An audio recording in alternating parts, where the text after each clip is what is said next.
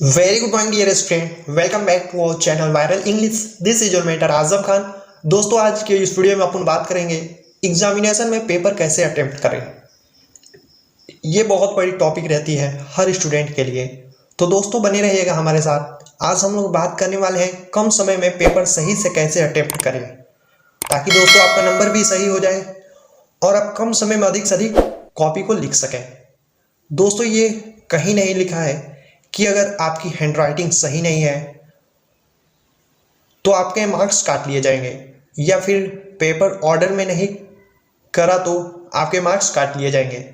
ये कहीं नहीं रूल्स एंड रेगुलेशन है ऐसा, लेकिन बच्चों के दिमाग में ये फालतू मिथ कहे या इसे अफवाह कहें दोस्तों रहता है हमेशा कि मार्क्स ऐसे काट लिए जाएंगे अगर आपने आंसर सही ऑर्डर में नहीं लिखा हो या टू द पॉइंट नहीं लिखा हो या आपकी राइटिंग अच्छी नहीं है तो आपके मार्क्स काट लिए जाएंगे। ये आप दिमाग से बिल्कुल निकाल लीजिए। देखिए दोस्तों, पेपर चेक होता है कैसे। मान लीजिए आपके एग्ज़ाम दिया है, आपकी कॉपी जिस टीचर के पास गया चेक करने के लिए, उस टीचर को बहुत सारी समस्याओं से गुजरना होता है। जैसे कि डेली लाइफ में मान लीजिए आप ही हैं या हम हैं, हमको लाइफ में क्या सिचुएशन है, किस कंडीशन हम लोग गुजरते हैं दोस्तों, वो आप ही समझ सकते हैं या हम समझ सकते हैं। मान लीजिए आपका गार्जियन है, उनको कोई आर्थिक समस्या हो या कोई घरेलू समस्या हो, जैसे होम प्रॉब्लम कर सकते हैं।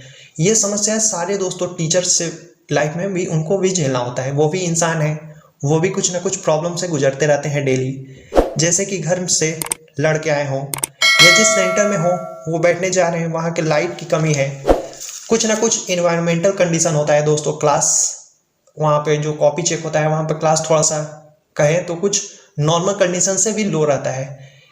क्या पता आपकी कॉपी चेक होने से पहले किसी ऐसे स्टूडेंट की कॉपी टीचर ने चेक किया हो जिसने हैंडराइटिंग बिल्कुल सही से लिखा हो, वो आंसर एकदम ऑर्डर में लिखा हो और टू द पॉइंट आंसर लिखा हो। ये नहीं कि टीचर या क्वेश्चन जो पूछा है बिल्कुल इधर उधर घुमा के न लिखने के बावजूद जो स्टूडेंट है आपसे बेहतर लिखा है, टू द पॉइंट लिखा है, सही ऑर्डर में और गुड हैंडराइटिंग में लिखा है।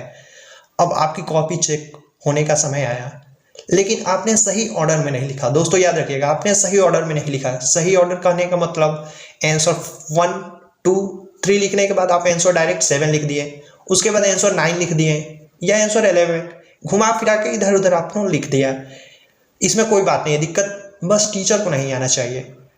आपने टू द पॉइंट नहीं लिखा, टीचर को कॉपी चेक करने में दोस्तों दिक्कत आ रही है। अब मान लीजिए आपकी कॉपी चेक हो रहा है, लेकिन टीचर को दोस्तों साइकोलॉजिकल माइंड का फ्रस्ट्रेशन आ रहा है। वहाँ पे बार बार कभी पेज इधर पलट रहे हैं, कभी पेज पीछे पलट रहे हैं।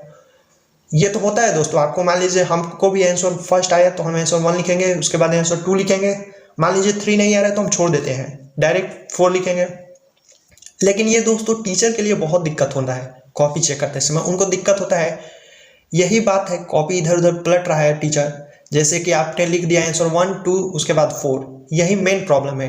इसी वजह से आपका नंबर कट जाता है या हमारा नंबर कट जाता है दोस्तों। हम लोग सोचते हैं कि हम लोग आंसर सब लिख कर आए हैं, लेकिन नंबर कम कैसे हो गया।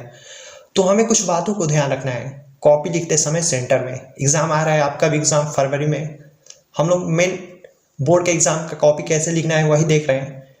कुछ बातों का ध्यान रखना है। देखिए, जैसे पहला, गुड हैंड राइटिंग होना चाहिए आपका। दोस्तों आप कुछ भी पढ़ कर जाएं, गुड हैंड राइटिंग आपका एकदम निश्चिंत है।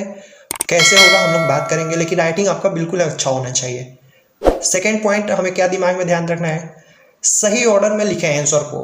जैसे कि आंसर 1 2 आंसर 3 हम देखिए दोस्तों हम कैसे लिखते हैं, अपना बात बता रहे हैं। मान लीजिए आंसर 1 लिख दिए, 2 लिख दिए, हमको 3 नहीं आ रहा है अभी, उस टाइम दिमाग में हमारा 3 नहीं आ रहा है आंसर। वहाँ पर क्या करेंगे, 1 पेज 2 पेज जितना आपको लिखना है, मान लीजिए 1 पेज लिखना है 2 पेज लिखना है, उतना स्पेस छोड़ दीजिए आंसर 3 लिखकर। उसके बाद आप नेक्स्ट आंसर पर चले जाइए, आंसर 4 उसको कंप्लीट कर लीजिए, 5 कंप्लीट कर लीजिए। मान लीजिए 6 नहीं आ रहा है, सेम वही काम कीजिए।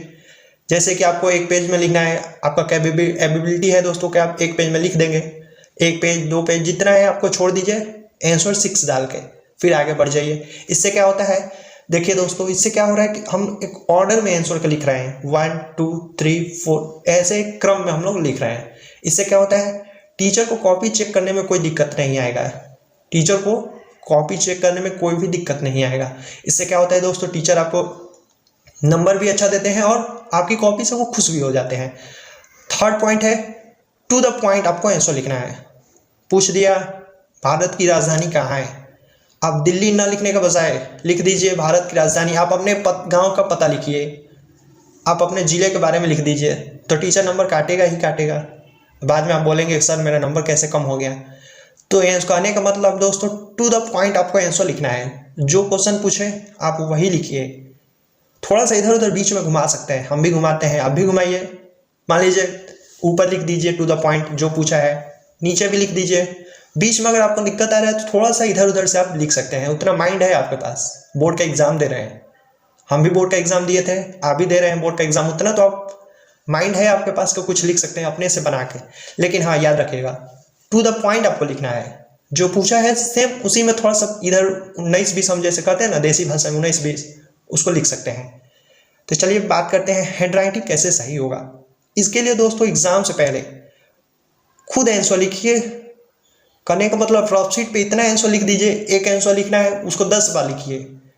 थोड़ा सा आपका राइटिंग अगर 50% है तो एवरेज 75% या 80 तो हो ही जाएगा, कैसे भी राइटिंग आपका सही।